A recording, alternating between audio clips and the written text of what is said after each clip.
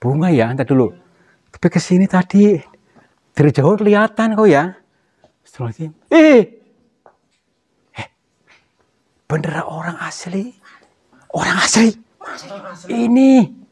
Perhatikan nih. Ini. Astagfirullahaladzim. Maaf. Orang lagi ngapain?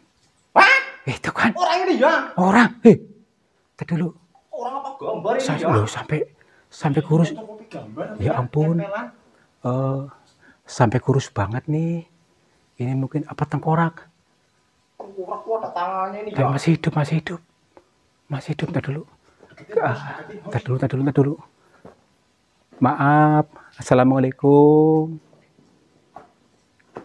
Punten, Mbah. Maaf bila mengganggu. Mohon maaf. Assalamualaikum. Gini teman-teman. Mungkin kita belum ada akses, maksudnya belum tersambung antara diriku dengan beliau ya.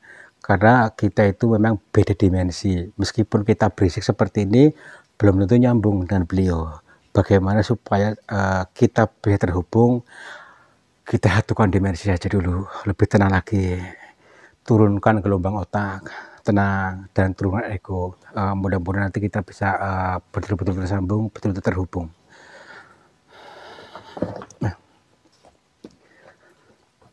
Assalamualaikum. Rahayu. Assalamualaikum, Mbak. Alhamdulillah. Nih, maaf Mbak, sebentar Mbak, saya boleh duduk di mana Mbak? Biar kami bisa komunikasi Mbak sebentar ya Mbak ya. Maaf Mbak, gini Mbak. Perkenalkan dulu Mbak, nama saya Tarto. Dan kami kebetulan hari ini bertiga nih. Ada Bang Mamat, ada Bang Yono dari Yon TV Purwokerto. Jadi gini Mbak, kedatangan kami ke sini kebetulan karena bertemu dengan jenengan. Jadi sekaligus kami bersilaturahmi kali panjenengan.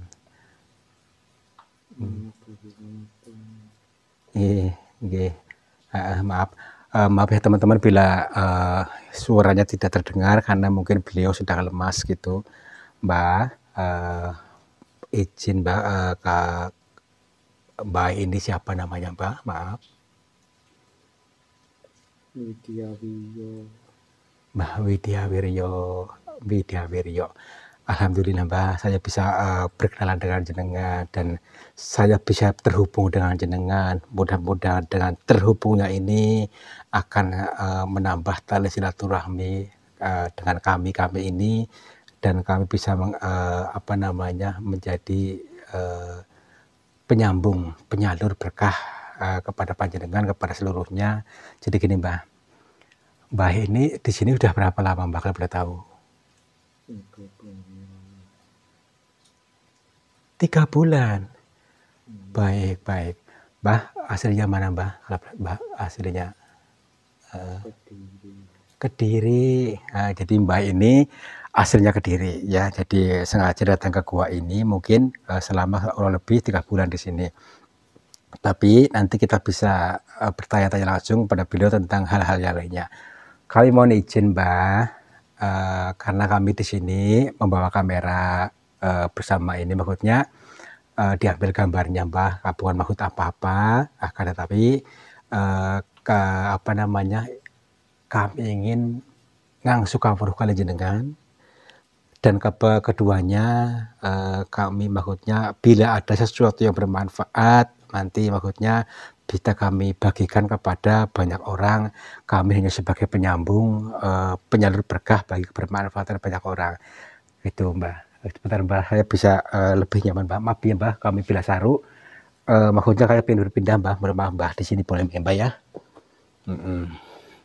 Iya. Mbak dari Kediri di sini ya Mbak. Jadi sudah 3 bulan Mbak. Ya saya pengen tanyakan Mbak, barangkali Mbak tahu persis mengapa di goa ini kok aromanya itu harum sekali, Mbak.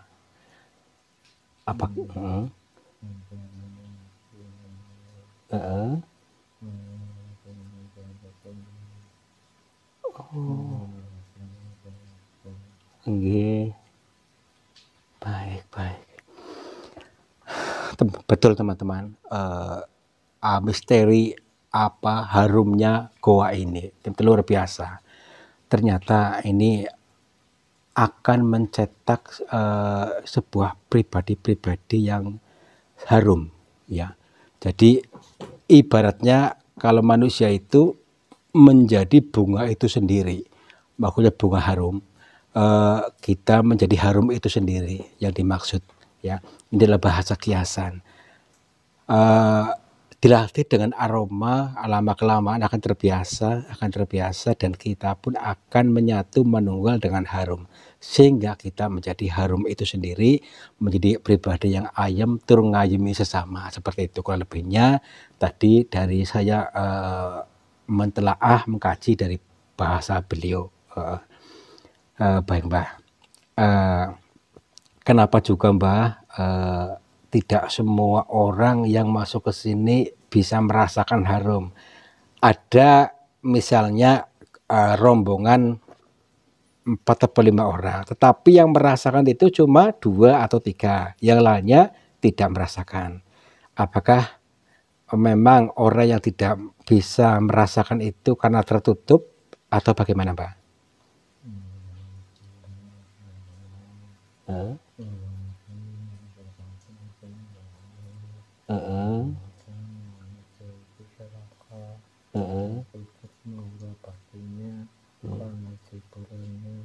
Karena permisi, karena dunianya, karena emosi, karena hartanya.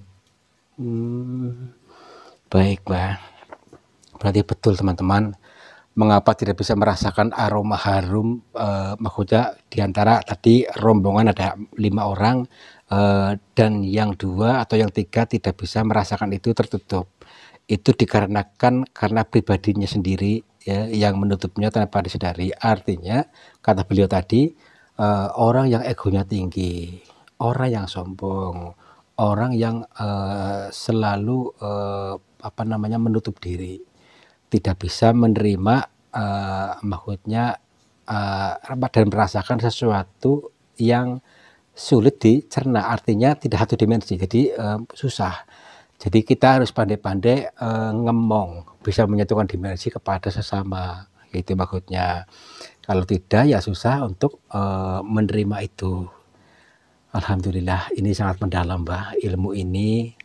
Artinya bukan di dalam gua ini saja, tetapi di kehidupan sosial itu kita harus pandai-pandai menjadi pribadi yang bisa ngemong, ya Mbah, ya. Jadi ngemong artinya yang harum dan mengharumi sesama. Itulah alhamdulillah. Baik Mbah, baik di sini itu tiap hari puasa Mbah. 3 hari sekali keluar. 3 hari sekali keluar dari gua ini untuk buka puasa gitu. Oh, baik baik. Jadi makannya apa tuh Mbah di luar? Semuanya itu harus menyatu dengan alam. Ada daun makan daun. Oh, jadi makan seadanya, daun makan daun, nanti buah makan buah gitu maksudnya. Tapi tidak maksudnya mencari warung ke sana Mbah, mungkin tidak. Jadi ini makannya makan yang alami, yang natural katanya, karena sedang melakukan tirakat, ya. Tirakat yang dilakukan beliau memang seperti itu. Dan kita menjadi makhluk sosial, maksudnya yang hidup di alam bebas ini, kita pun bisa melakukan tirakat. Tirakat maksudnya untuk mengerem kebiasaan.